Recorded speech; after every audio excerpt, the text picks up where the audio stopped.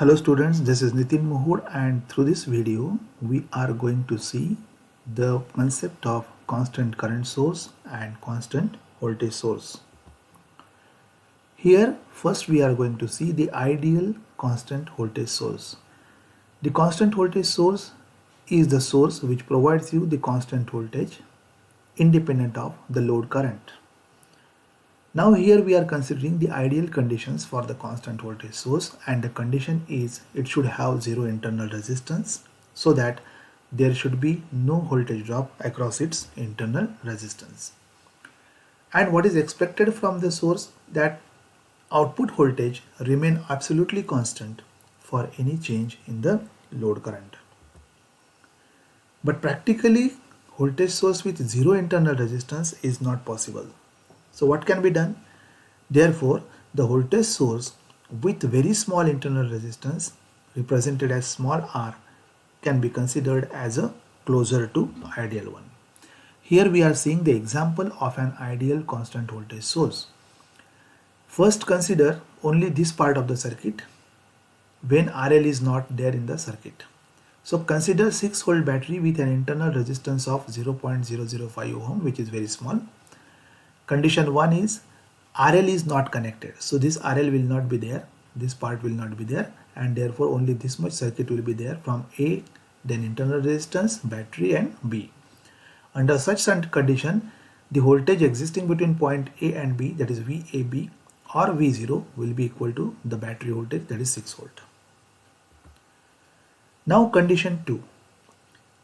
Consider load current is now increased to 100 amperes. By reconnecting this RL and selecting the value of RL in such a way that now the current flowing through this load resistance is 100 amperes. When the 100 ampere current flows from positive of the battery like this and comes to the negative of the battery, the voltage drop across this resistance, internal resistance of the source, that is 0.005 ohm, will be, according to Ohm's law, it will be V is equal to IR, and that is V is equal to I, that is 100 amperes, into R, that is 0.005 ohms, gives me 0.5 volts. Hence V0, that is the output voltage which is existing across RL, right, under such condition will be equal to the battery voltage 6 volt minus the voltage drop across the internal resistance, that is 0.5 volts, which gives me 6 minus 0.5 volts, that gives me 5.5 volts.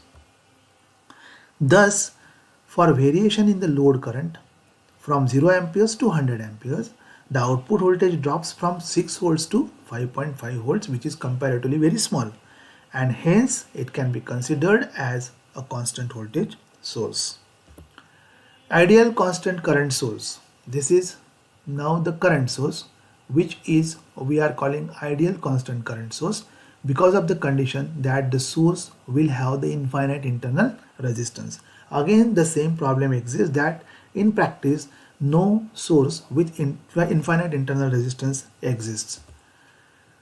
So practically you can say very high internal resistance can be there to the source compared to the RL in the circuit.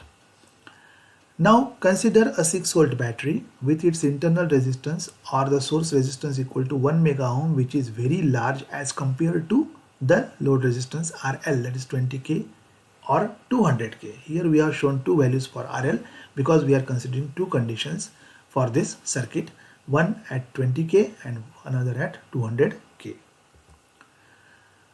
Hence the circuit current which will flow here when 20k ohm resistance is there and when 200k ohm resistance is there will differ.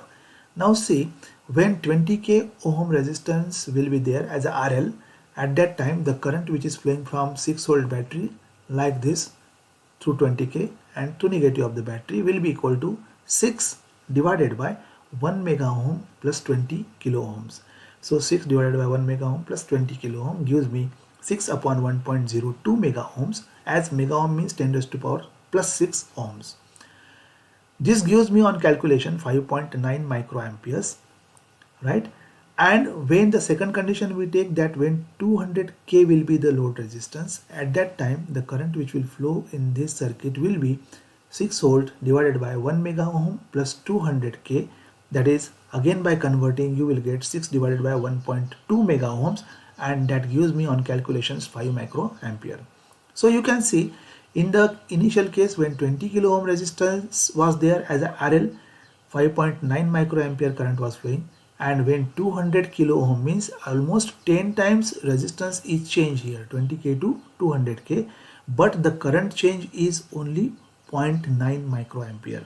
So 0.9 microampere means 0.9 into 10 to the power minus 6, which is very small, or you can say which is very negligible, and therefore such source can be considered as a ideal constant current source. Now we will move on to the source conversions. Many a times you came across the circuits where you require to convert the voltage source into a current source or current source into a voltage source. So a voltage source is always associated with a series resistance, and it can be converted into a current source associated with a parallel resistance. Consider the voltage source V with a series resistance R ohm. To convert this voltage source into equivalent current source, find the current supplied by the source by putting short across point A and B. So first we'll have to put a short across A and B, and therefore the circuit will look like this. And when you have put a short between A and B, the current will start flowing in the circuit because the circuit is complete. Now calculate the current flowing in the circuit. So for example, the current flowing here is V divided by R, total voltage divided by total resistance. So V divided by R, suppose it's a I. So we will have to reconstruct the circuit like this. So resistance R connected in parallel with the current source shown gives the equivalent current source. So here the current I which we have calculated, we will show it as a current source I, and the resistor which was in series in a voltage source. Now we will consider the same resistor with same value in parallel. So now the voltage, the current source which we are getting here, this current source is the equivalent of this voltage source. So this way we have converted the given voltage source into the equivalent current source.